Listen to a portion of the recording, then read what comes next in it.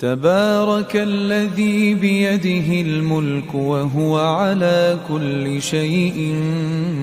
قدير۔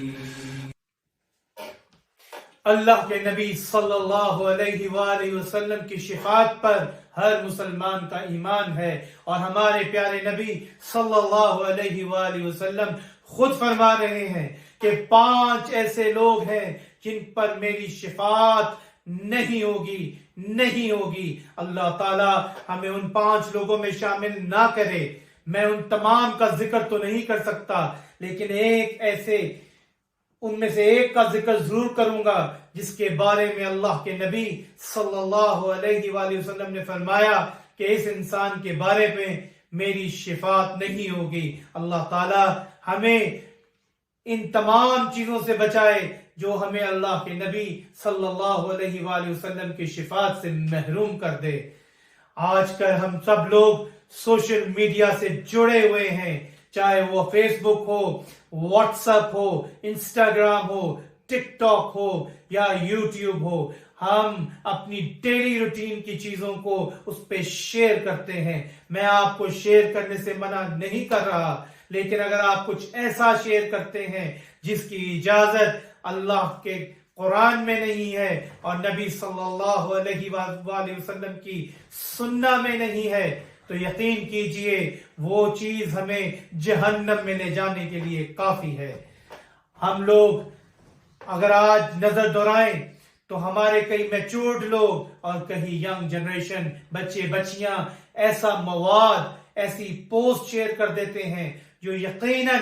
نازیبا ہوتی ہیں، جو اخلاق سے گری ہوئی ہوتی ہیں، بلکہ کئی پوسٹ تو ایسی ہوتی ہیں جو کہ حلال ہی نہیں ہیں۔ آپ یہ سوچئے کہ ایک بچہ اکثر اپنی پوسٹ پر یہ کہتے ہوئے آپ کو نظر آئے گا کہ میں ایک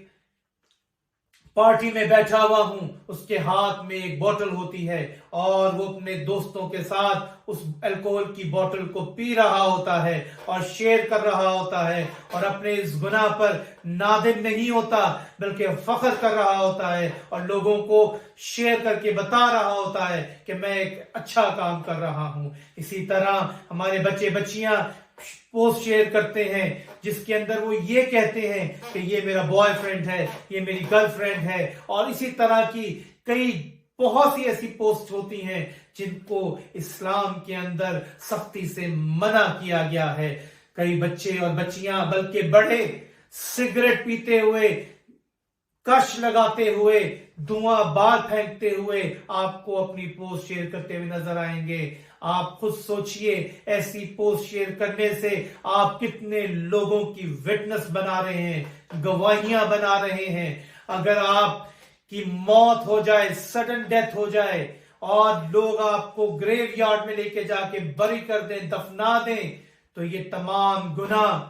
قبر تک آپ کا پیچھا کریں گے، اور قبر کے اندر اور روز قیامت یہ تمام آپ کے خلاف ٹیسٹیفائی ہوں گے۔ آپ خود سوچئے کہ جو پوسٹ آپ لگا کے جا رہے ہیں، جب تک اس کو کوئی ریموو نہیں کرے گا، اس کو سوشل میڈیا سے نہیں ہٹائے گا، آپ کو قبر میں عذاب ملتا رہے گا، اور قیامت کے دن گناہوں کی لسٹ بڑھتی ہی چلی جائے گی۔ کیونکہ سوشل میڈیا سے اگر اس کو کوئی نکال سکتا ہے تو وہ صرف آپ خود ہیں، کیونکہ آپ کا پاسورڈ آپ کے پاس ہے، اور سڈن ڈیتھ کے ٹائم آپ کو موقع ہی نہیں ملے گا کہ آپ ان پوسٹ کو نکال سکیں۔ اس لیے اگر آپ لوگوں نے ایسا کچھ مواد، ایسی کچھ پوسٹ شیئر کی ہیں تو اللہ کے لیے پہلے تو توبہ کیجئے، اللہ سے معافی مانگیے، اور جلد از جلد